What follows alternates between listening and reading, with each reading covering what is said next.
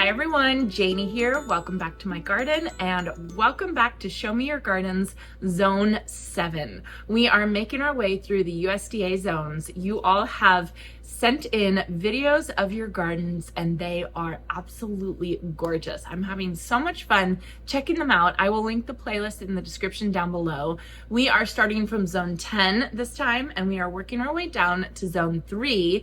Today we are on zone 7. And the very first garden I have to show you, I'm very excited to show you because a lot of you have been leaving comments for me to check Crane out. Crane's YouTube channel is called Cranery Gardens. He's based out of New Jersey and he is a cut flower gardener and he has a beautiful garden. And he's also giving us some tips on cut flower gardening and cut flower arranging. So let's watch. Hi, my name is Crane. I am in New Jersey, Zone 7. I grow cut flowers in my home backyard, cottage style garden. I, of course, cut the flowers and arrange them. I also sell mason jar flower arrangements at my roadside farm stand right in front of my house. I am going to share some tips how home gardeners can incorporate cut flowers in their garden and a little technique and idea how you arrange the flowers. I grow cut flowers almost everywhere in my backyard. I have a designated area to grow cut flowers just for production of the flowers. I also include some cut flowers in my landscape flower borders, my vegetable garden, and anywhere that there are soil, sunlight, and water.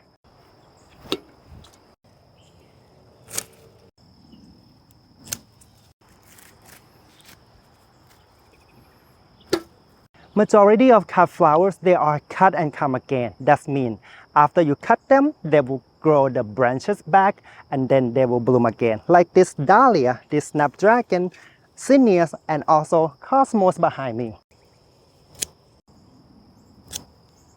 I highly recommend growing perennial flowers in your garden because they will add unique and seasonal touch to your flower arrangement. And a lot of perennial, they are native. That means they will support the environment and wildlife, like this echinacea.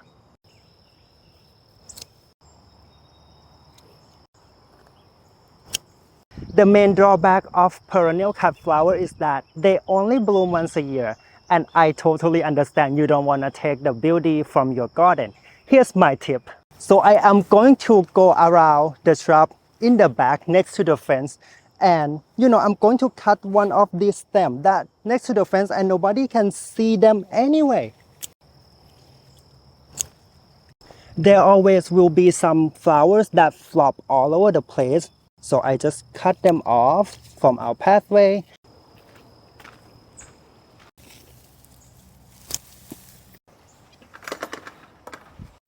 I also include herbs in my arrangement too because when the customer receives the bouquet, they can smell it.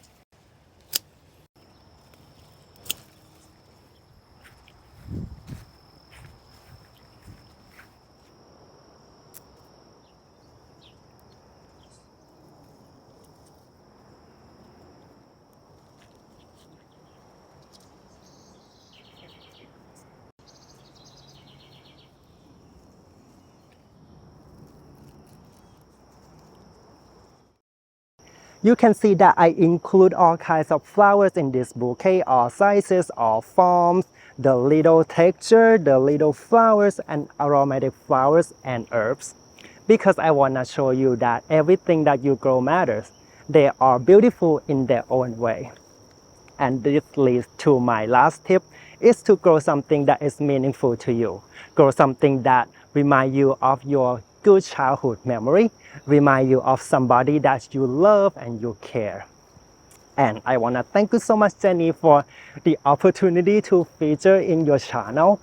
I also have my own channel, Cranery Gardens. So if you want to learn more about my garden, about cut flowers, about how to incorporate flowers in your garden, you can check out my channel. Thank you so much again, everyone, and thank you so much again, Jenny. You're the best.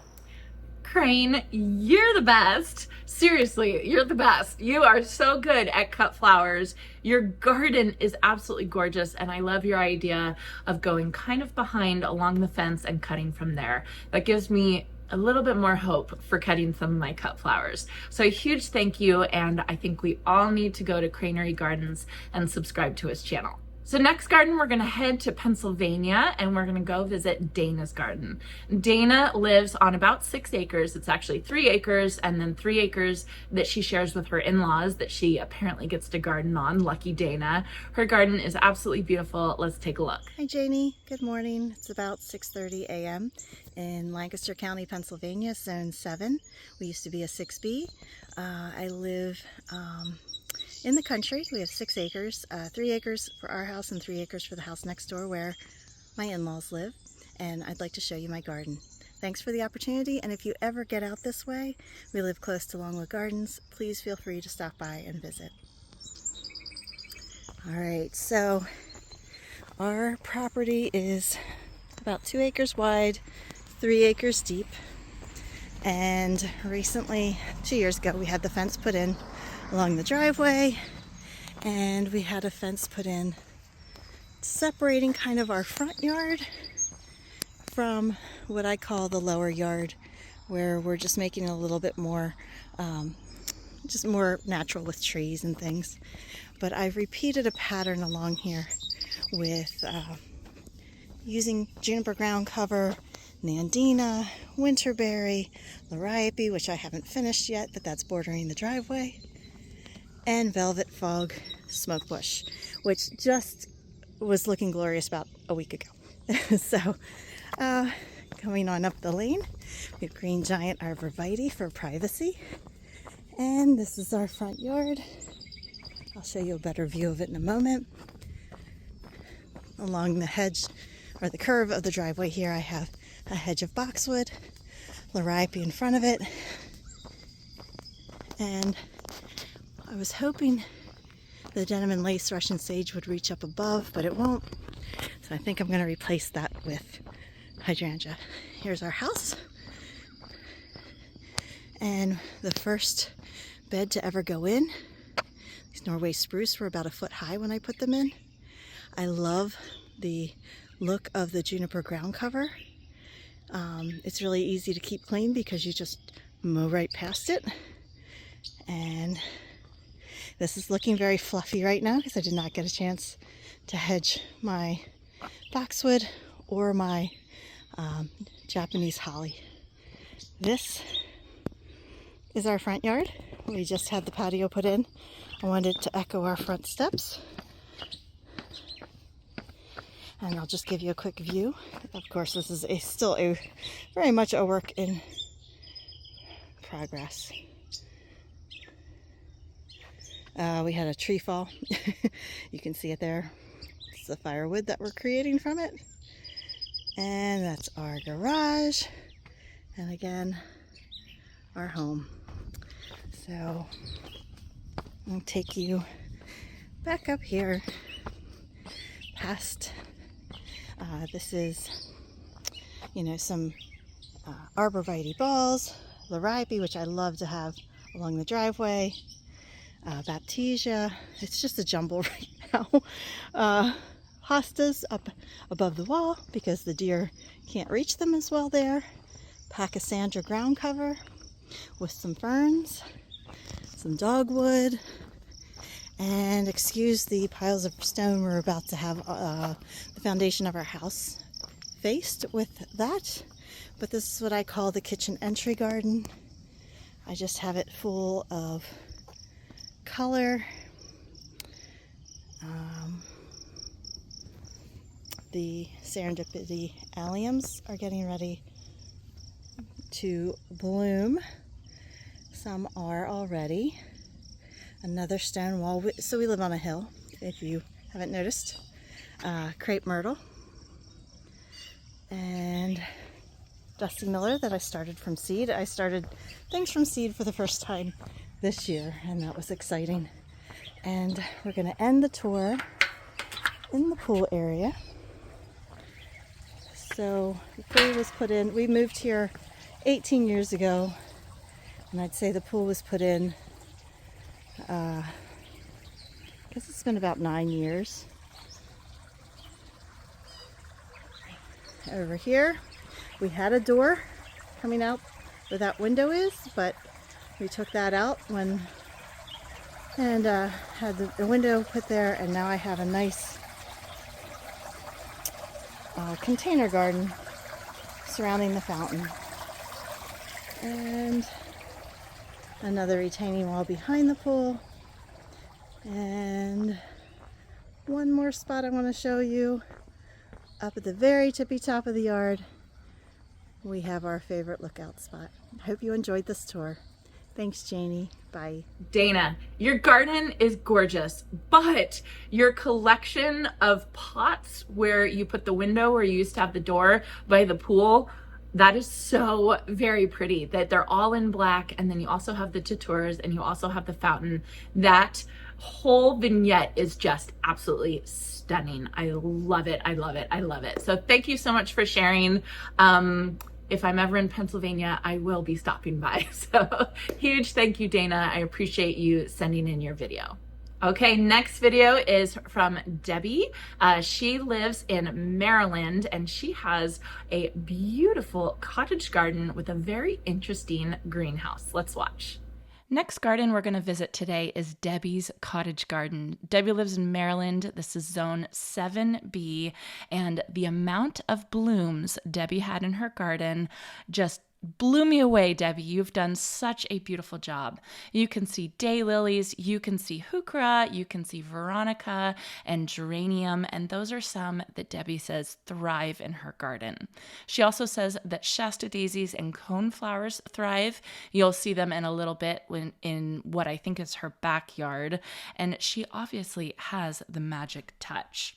She does say that she has trouble growing roses, but she thinks it's just her because she does know other people in Zone 7B that grow them just fine. That is okay, Debbi. You're obviously doing such a good job. Look at your supertunias that you have there. I see some hydrangeas in the back.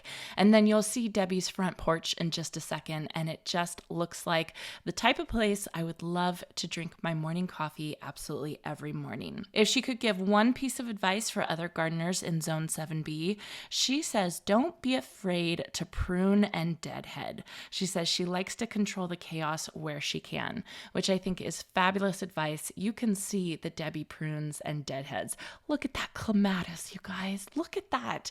And she has some Verbena bonariensis. She has some begonia, some more hydrangeas, and those coneflowers. Those coneflowers really are standing out in this garden, Debbi, and I think it is just such a wonderful addition to add to the Zone 7 garden.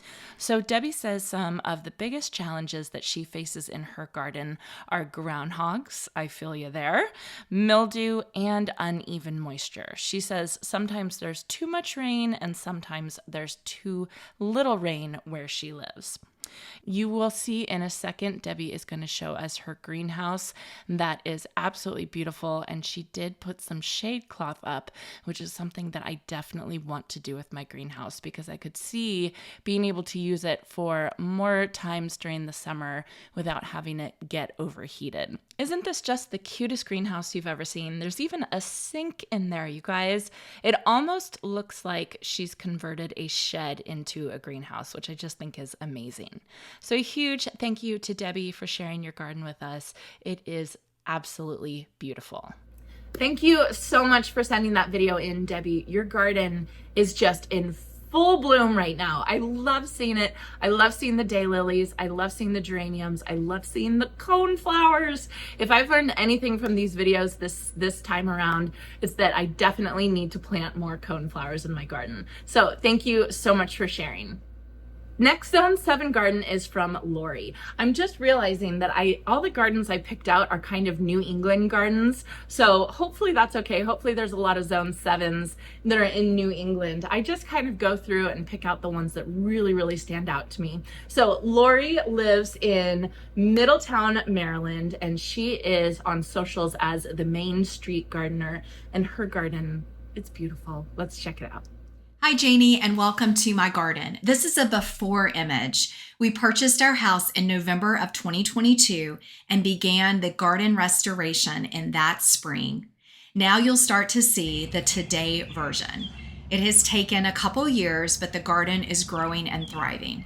I wanted an English cutting garden as well as perennial beds. So I have a mix of beautiful shade, sun, and southern plants like hydrangeas, phlox, variety of things that bloom from one season to the next. The spring garden is filled with tulips and daffodils. Then we transition into summer with the hydrangeas, gladiolus, dahlias, clematis, and of course, some supplemental annuals. Like you, I love supertunias. I love all of the Proven Winner series, and you'll see these in some of my planters. This year, I decided to do a wall of flowers along our little stone house that's behind our property. So our house was built in the 1900s, and the little house there that has the flowers on it was a summer kitchen. It's a stone house. We have the gutter that runs there, but I've always wanted to have flowers draping over it. So you can see I filled it with beautiful Proven Winner annuals, and I'm excited to see how they continue to fill this up. So it is going to be fun to see. We'll now turn to my perennial beds, where you'll see I have some the Proven Winners At Last roses, as well as David Austin roses and lots of hydrangeas. My limelights are almost 6 feet tall, but they have not started blooming just yet. We flanked this area with 2 crabapple trees. They provide seasonal interest and a little shade all year long. This area leads into a new garden bed that I've been developing, and it is filled with perennials that will begin to grow and take off. In the back of our property, we have a gorgeous shade garden. I've been developing this since the beginning. We added the fence, some planters, and we moved some hydrangeas back here like Annabelle that just loves the extra shade. I also have a little working floral shed that I love. You'll see again some of the plants. I love to have containers. Right now, today, the gladiolus are blooming. They are so fun. And here's a view of our patio area, which is part of the garden. Thank you so much for sharing my video, and I love watching your videos. I'm one of your biggest fans. Lori, your shade garden is beautiful. It is my dream shade garden. We won't even talk about my shade garden right now because it's not even a shade garden, but yours is beautiful, and those hydrangeas are gorgeous, and that pathway is gorgeous. But let's talk about your summer kitchen. That is so interesting to me. Here on the West Coast, we don't have, if barely any, we don't have a lot of historical homes like that. So it's just fun for me to see stuff like that, like a summer kitchen. It's just so interesting. And I love that you planted along the gutters. That is going to be beautiful as it grows in. I'm so excited for you and your garden, and I cannot wait to see more. Thank you so much for sending that video in. Okay, last Zone 7 garden that I have to show you all today is Tanya's garden. Tanya lives in Newmanstown, Pennsylvania, and she has some beautiful raised beds that I think we all can get some inspiration from. So let's watch. I wanted to start off with my backyard garden. We built this last year. So technically this is the second season I've grown in it. Each year I change it depending on what I feel like growing. My fiance built the beds, and we'll go through it. So these are all snapdragons. Please, it's 4 o'clock in the afternoon and 90 degrees out, so everything is very sad and need watering. Here we've got some leucanthus with some more snapdragons. That's a raspberry. This used to have larkspur, but is now taken out because that was tired, and I've hand-seeded zinnias. Here's some Sahara mixed Rudbeckia. This is a watermelon. Some green beans that need water. Little blueberry. More snapdragons. They're looking great. And then those are 2 roses tucked in. I just don't know where to put them yet. One is Tequila Supreme, and the other one is... I'm drawing a blank. Here is some larkspur. beautiful. I don't have the heart to pull it out yet because the bees are loving it. And then these are my dahlias. Variety of them, honestly, they're all mixed in. Some cafes, Linda's Baby, you know, some others. This is, I believe, Cornell Bronze. And then out back behind them are my sweet peas. And then more, you know, more dahlias over here. And then behind them, I've got peonies, some roses. There's another rose back there. And then these are my cantaloupes. This is a distant drums rose, another peony, and another, that's a lavender right over there. This is where we spend a lot of our time, and we love it. Those are my 10-foot tall sunflowers. Those, I planted them, I grew them from seed last year, planted them last year, and then they reseeded themselves this year. There are some that I sprinkled in myself that I started, but we'll say 90%, 85% are reseeding themselves all by themselves. So this is the backyard, and then that is Sophie. This over here is my newest bed. I don't have anything in it yet right now, so it's just weeds, but eventually it will be plants moved from out front to out back. That is milkweed with a sunflower in it for the monarchs, some dill, and then that is a autumn brilliant serviceberry that I put in this spring. That's a little cherry bush, and then over here is a rhododendron. This is our back patio. I plan to put a pergola up here, so that's why there's this lonesome wisteria. Eventually it will be climbing up the pergola. As you can see, everything is tired and needs water. This is 2 tough stuff hydrangeas and a reblooming azalea, and then some annuals in pots. And then these are the Rocapulco impatiens that I absolutely love, and then some coleus.